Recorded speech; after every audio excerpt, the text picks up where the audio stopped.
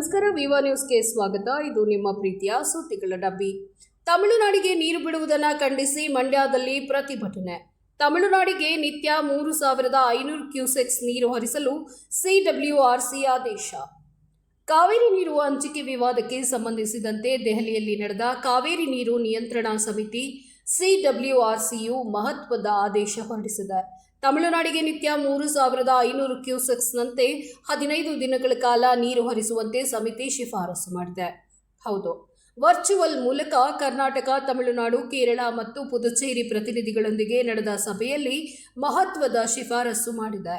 ಪ್ರತಿದಿನ 3,500 ಕ್ಯೂಸೆಕ್ಸ್ನಂತೆ 15 ದಿನಗಳಲ್ಲಿ ಒಟ್ಟು 4 ಟಿಎಂಸಿ ನೀರು ಹರಿಸಲು ಸಿಡಬ್ಲ್ಯೂಆರ್ಸಿ ಹೇಳಿದೆ.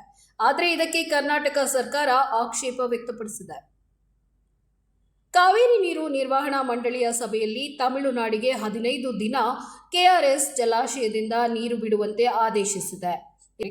ಇದನ್ನು ಖಂಡಿಸಿ ಮಂಡ್ಯದ ಜೆಸಿ ವೃತ್ತದಲ್ಲಿ ವಿವಿಧ ಸಂಘಟನೆಯ ಕಾರ್ಯಕರ್ತರು ರಸ್ತೆಯಲ್ಲಿ ಕೂತು ಅರೆಬೆತ್ತಲೆ ರಸ್ತೆಯಲ್ಲಿ ಉರುಳಿ ಕಾವೇರಿ ಹೋರಾಟವನ್ನು ಆರಂಭಿಸಿದರು.